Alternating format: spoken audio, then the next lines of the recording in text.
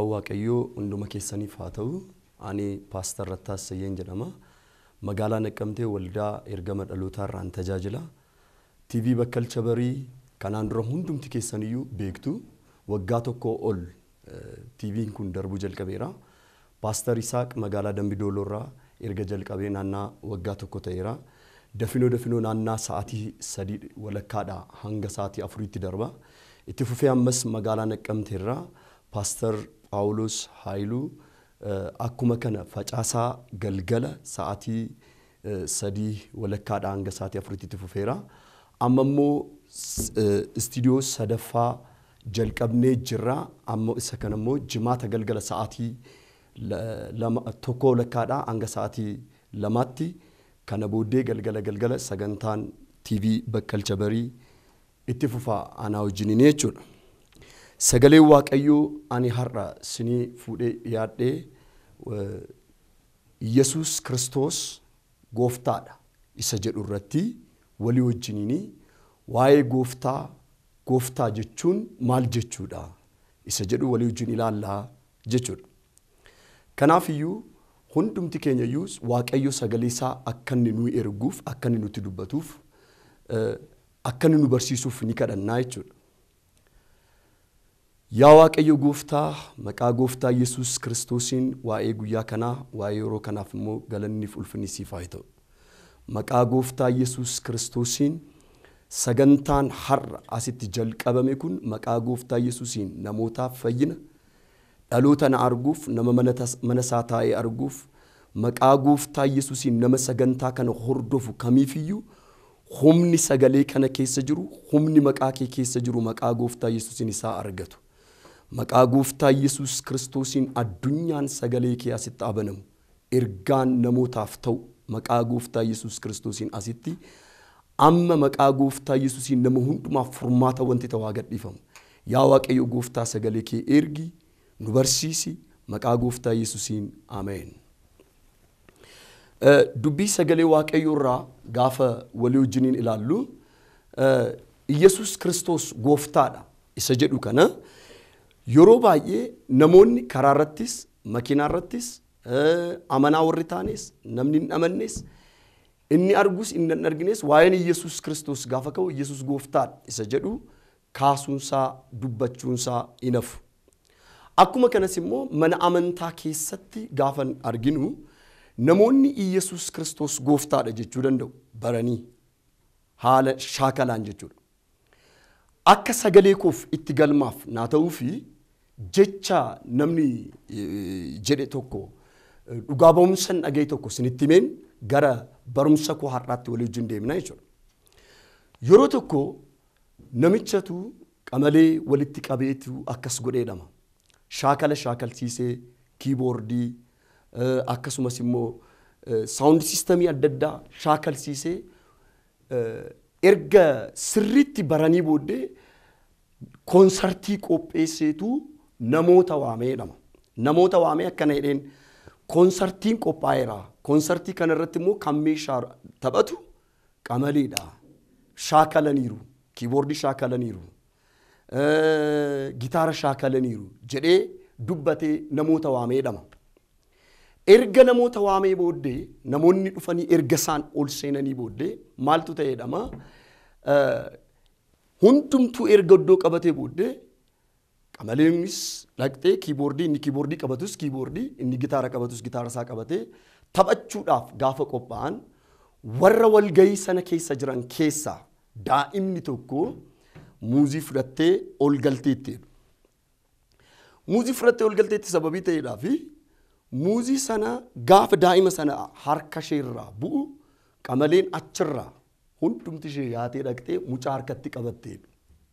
Mucaa harkatti gaafa qabattu walgayiin sun hin jeeqame namni fiigee gadi yaa'ee namicha koonsartii qopheesseera jedhe kana waamanii maaliif akkas goote maaliif akkamitti akkas ta'a maalidha kuni ituun sirriitti hin shaakalsiisin nu waamte jennaan siniin galleedheen.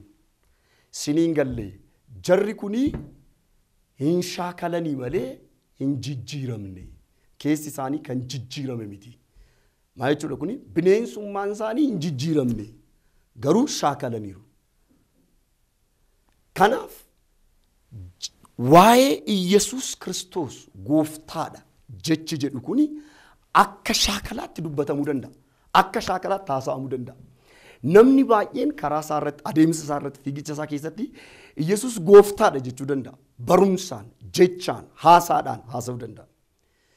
Iyesuus Kiristoos gooftaadha isa jedhu dura kana ifa baasee yookaan immoo sagalee kana baasee lallabuu koo dura maalidha gooftaanii?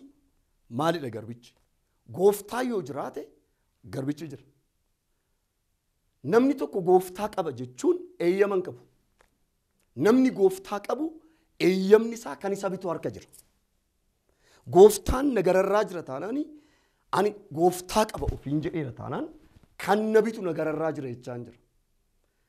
Namni gooftaa qabu eeyyaman qabu. Isa jalqabaa gara sagalee waaqayyoo oliin seeniin dura namni gooftaa qabu eeyyama mataa isaan qabu.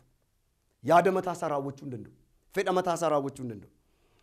Namni gooftaa qabu wayi tokko jala jira sababii ta'eefi fedha gooftaa isaa yaada gooftaa isaa raawwata malee yaada mataa isaa raawwachuu hin danda'u.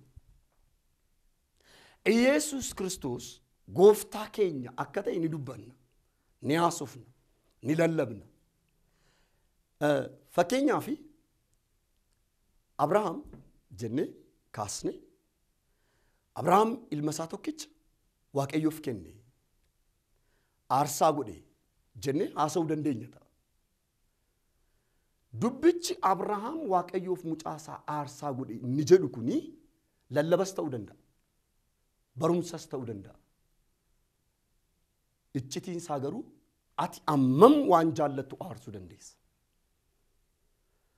Akkuma kana Iyesuus Kiristoos gooftaadha gaafa jennu gooftummaa isaa haasa'uu fi gooftummaa isaatti jiraachuun adda adda.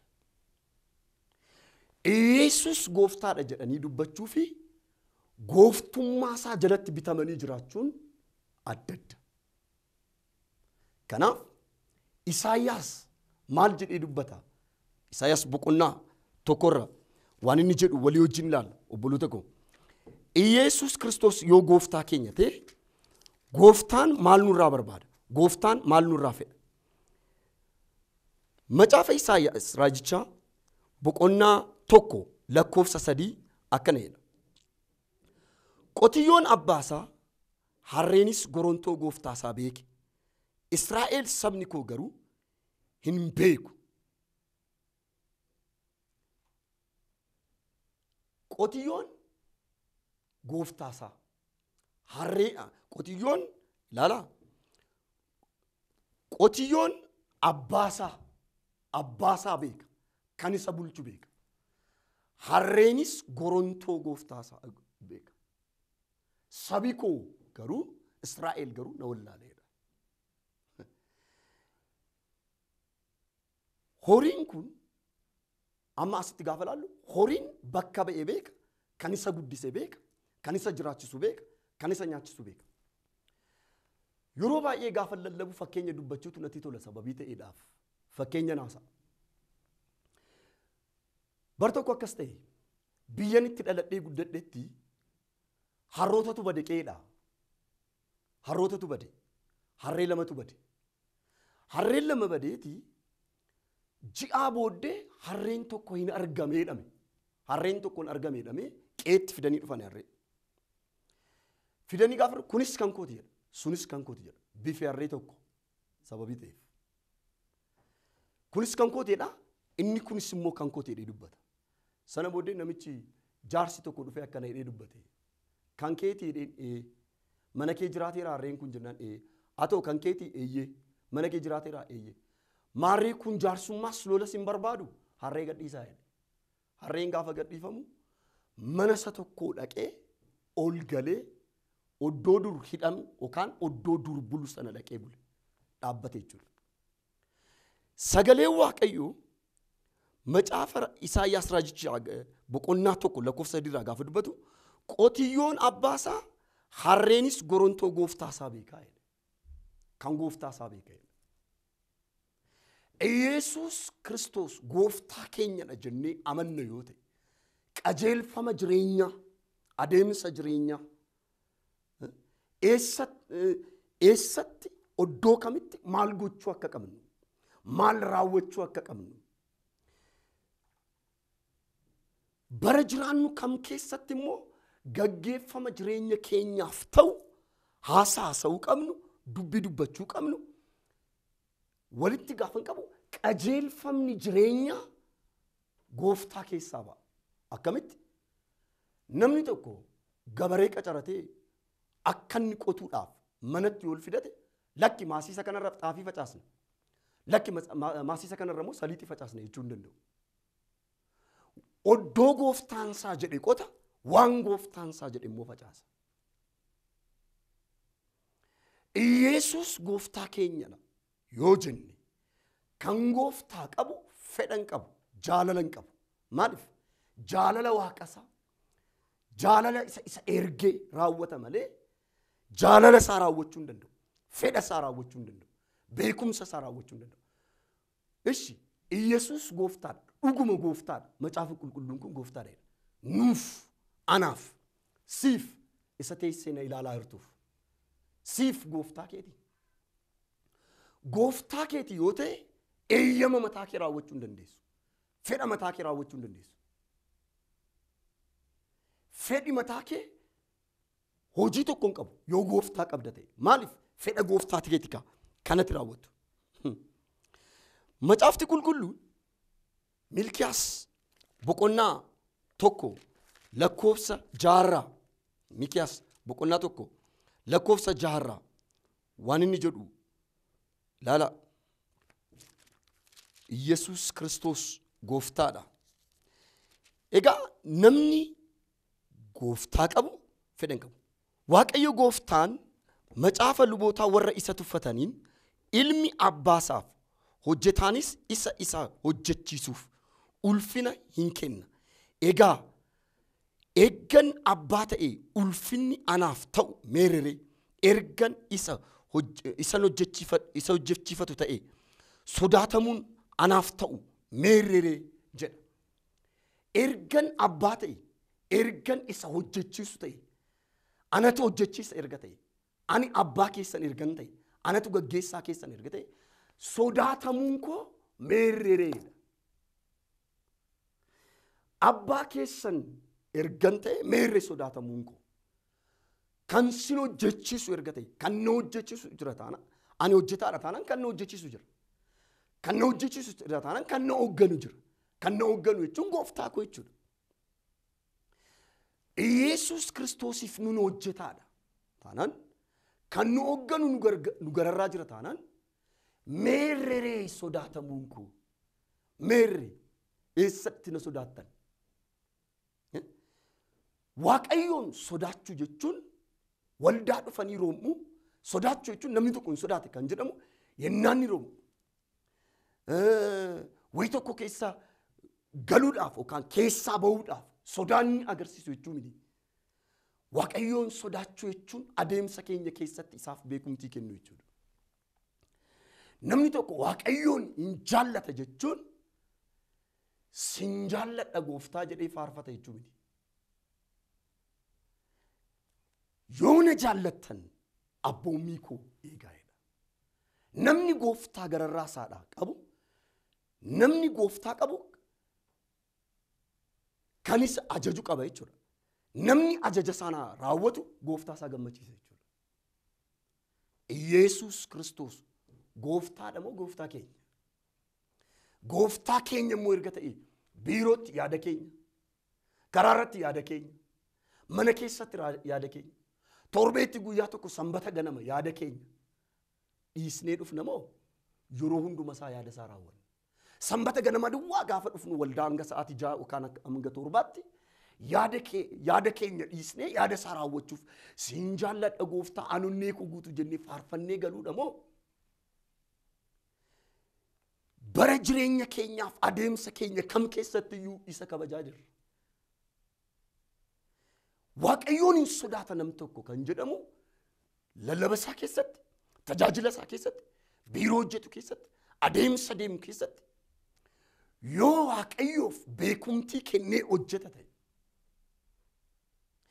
Gaafa tajaajilu kan isa gararraa kan sodaatu akka jiru.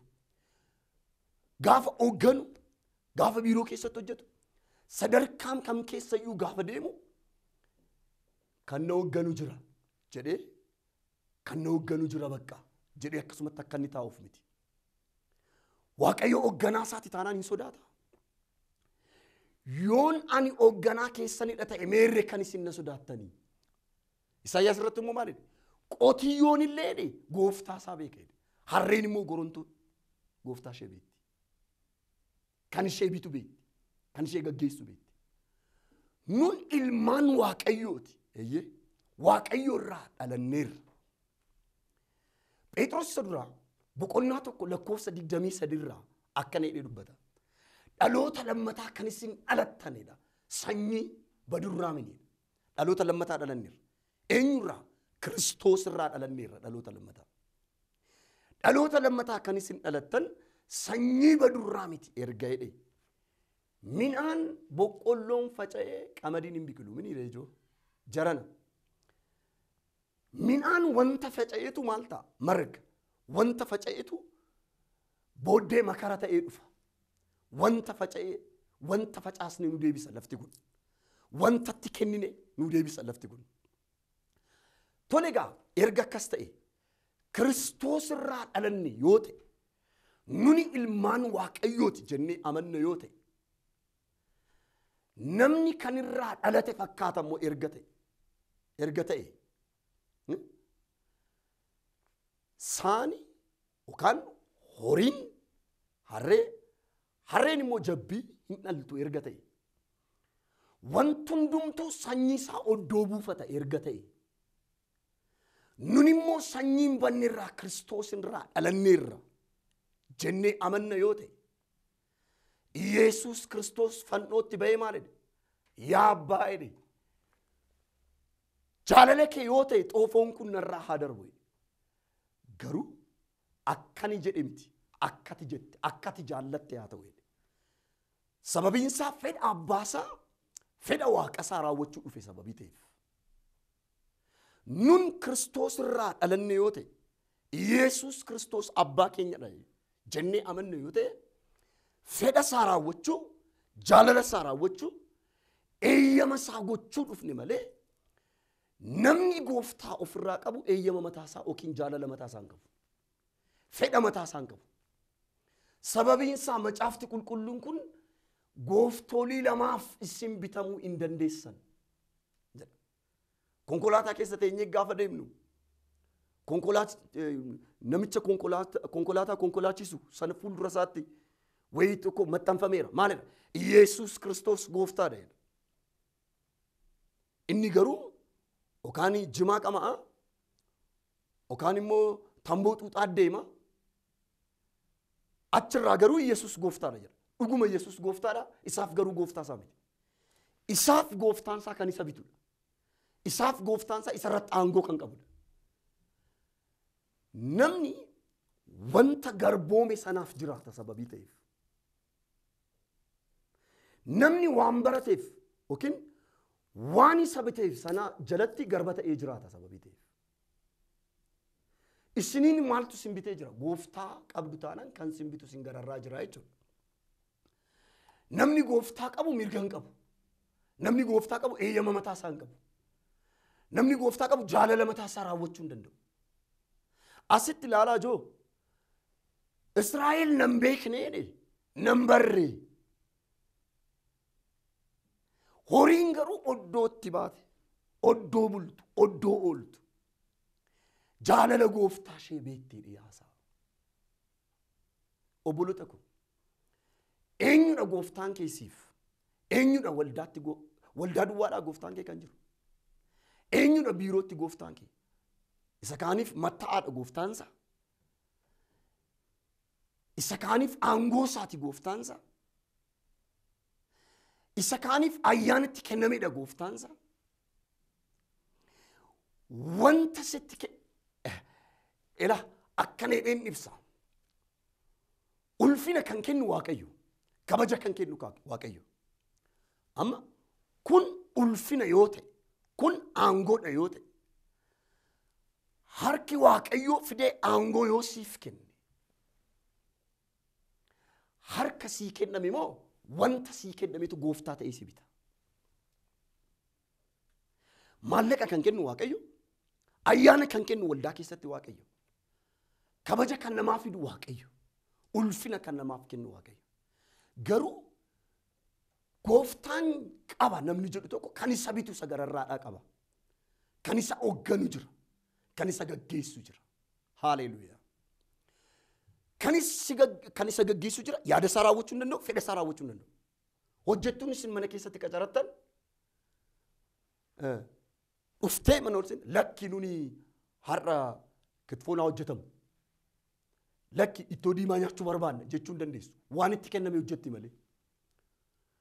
Nun warri mana waaqayyoo keessa jirru waan nutti kenname hojjechaa jirra moo waan nutti fakkaate hojjechaa deemna? Waaqayyoo magaalaan amma keessa jiru biyyan ani tajaajilu Naqamteerraa. Ani Naqamteerraa Finfinneetti tun galee Finfinneerraa biyya alaatuun dhaqee foon koof ulfina fakkaachuu danda'a.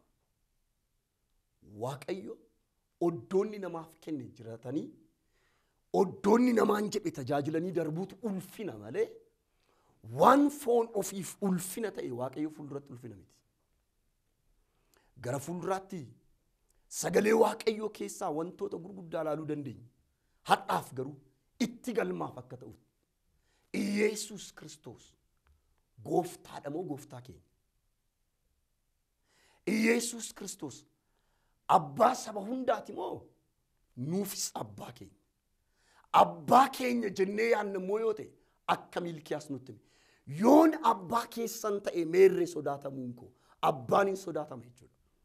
Abbaan hin kabajama jechaa jira. Abbaaf ulfinatu kennama jechaa. Ulfinatti kan kennamu kwaayirii gidduutti miti. Ulfinatti kan kennamu paastaroota gaafa dhaqnee tajaajiltoota wajjin soortota wajjin tajaajiluu miti. Ifattis dukkanattis yennaa namni argus yennaa namni arguudhaa dhiisus bahuu keenyatti galuu keenyatti waajjira jirru kam keessatti illee Iyeesuustu gooftaa keenyadha. Oddoon dhumaatti isatu nu bitaa, isatu mirga nurratti qaba. Yaada saamoo yaada keenyadha kan raawwachaa oolu. Biyya keessa, biyya ala, magaalaa baadiyyaa teessanii kan na dhageessan. Iyeesuus gooftaa keessanii taanaan fedha keessan raawwachuu hin dandeessan. Yaada keessan raawwachuu hin dandeessan. Nuni garboota isaati. Garbichi immoo waan gooftaan isaa itti kenne hojjetee darba. Waan waaqayyo itti kenne hojjetee darba. Gaaf tokko tajaajiltoota walitti qabeen barsiisa ture. Tajaajiltoota sana gidduu ijoollee sana gidduu dorgommii jira ture. Anatu caalaa, anatu beekaa, anatu akkasidhaa, anatu kanadha jedhu. Garuu maalin jedhanii fakkeenya tokko waaqayyo naaf kenneennaan fakkeenya sana naasaa ture. Ijoollee sana keessaa isa tokko kaasee mee mana keessan keessaa meeshaa cimaa, meeshaa guddaa, meeshaa beekamaa, gatii guddaa jettu natti himi. Ol ka'ee egaa beekamaadha. Namni Itoophiyaa keessa jiraatu, manni biyya keenyaa beekamaadha. Waan namni hundumtuu qabu beekamaadha. Isa kana jedhe, takka TVdha jedha, takka ciisichadha jedha, sireedha jedha. Ishi waan xiqqoo immoo mana keessaa xiqqoo gatiinsaa xiqqoodha jettu natti himi. Maankaa fal'aana sukkaaraati yookaan maankaa sukkaaraati jedhee natti himi. Kan nama dhibu garuu mana isaanii keessa qodaa guddaan hin jiru. Nuni televezyiiniidhaan sukkaaran chochoofannu. Yookaan dhaqnee televezyiinii irra ciisnu. Yookiin immoo sireerra teenyee nyaata nyaannu. Waan televezyiiniin nu kennu immoo sireen nuuf hin kennu. Egaa hundumtuu qodaa meeshaan mana sana keessa jiru hundumtuu karaa isaadhaan guddaadha. Oddootti kenname, waan itti kenname, hojii isaadhaan waan ramadame sanaan guddaadha malee guddaan hundaa caalu mana sana keessa jiru.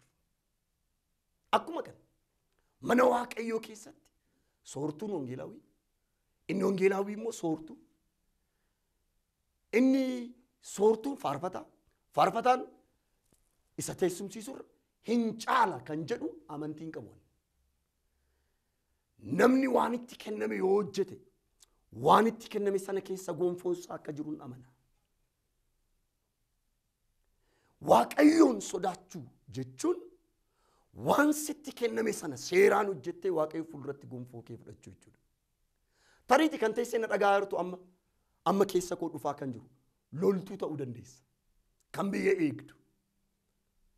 Garuu ati wangeela lallabiin jedhamne waan sitti kenname sana seeraan waan waaqayyo sitti kenne sana seeraan yoo xumurte waan sitti kenname sana seeraan yoo gaggeessite akkuma soortuun seeraan yookaan wangeelaawiin tokko yookaan immoo faarfataan tokko seeraan gaggeeffama waaqayyoo hojjetee borgonfoo isaa fudhatu atis waan sitti kenname yoo seeraan hojjette yoo kannatti kenne kanna ajaje kan hojii natti ramade nagararraa jira jettee yoo yaadde atis dhaabbattee gonfoo kee fudhatta.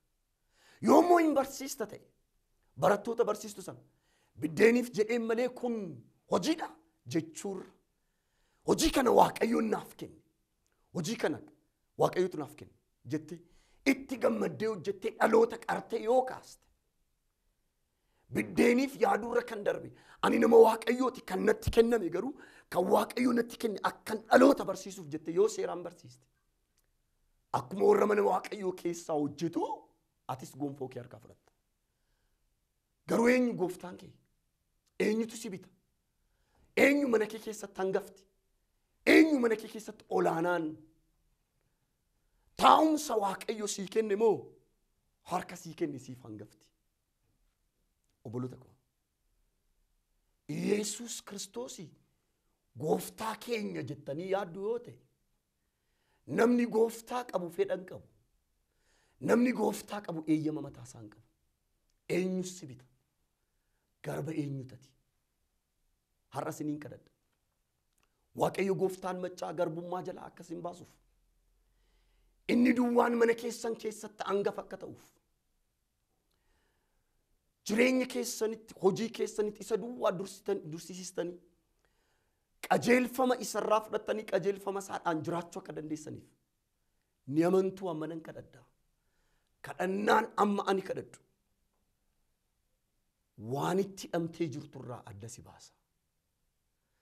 Lakki immoo gooftaa kana ofirratti moosisni warra jettan amma kanatti aaneen waamichaan isin waama. Kottaa haalaaf hin garboomina. Kottaa maallaqaaf hin garboomina. Kottaa aangoodhaaf hin garboomina. Kottaa nyaataa fi dhugaatiif hin garboomina. Kottaa waaqa isa siniif yaadu, isa sin jaallatu, isa abbaa ta'ee sin gaggeessu ta'uuf isaaf garbooma. Garba jechuun eeyyamni isaa kan isa bituu harka kan jiru jechuudha. Torbee dhufu Yesus Kiristoos gooftaadha isa jedhu sagalee kana walii wajjin itti fufna. Amma hin kadhanna. Yaa Waaqayyo gooftaa maqaa gooftaa Yesus Kiristoosiin biyya keessaa biyya ala baadiyyaadhaa magaalaadhaa kan dubbii sagalee kee kana dhagaye amma humna du'aa ka'uu Kiristoos Yesuusiin garbummaa jalaa aba'u. Abaarsi kan isa garboomse humna dhiiga Yesuusiin garbummaa jalaa aba'u. Haalli kan isa garboomse maqaa gooftaa Yesus Kiristoosiin araadi adda addaa yaadi adda addaa akkasumas immoo yaadi mataasaa fiigichi mataasaa barumsisaa akkuma kanas immoo harki kee waan itti kenne harka kee dhiise waan inni itti kenname sun kan isa garboomse jala har'a maqaa gooftaa Yesuusiin waanjoo kala jalaa dhaloonni aba'u nama hundumaaf ifti aba'u nagaan haa ta'u amma maqaa gooftaa Yesus Kiristoosiin kan dhaga'u hundumaaf waanjoon jireenya isaaniirraa cabu waanjoon laphee isaaniirraa cabu kan sanyii lakkaa'ee deemu humna dhiiga Yesuusiin biraa hafu maqaa gooftaa Iyesuus Kiristoosiin kana dubbadheera. Obboloota ko torbee dhufu Iyesuus Kiristoos gooftaadha kan jedhu kana walii wajjin itti fufnee ilaalla. Shalom. Jesus abata itamoti paltusingita Jesus abata itamoti paltusingita Jesus wakawago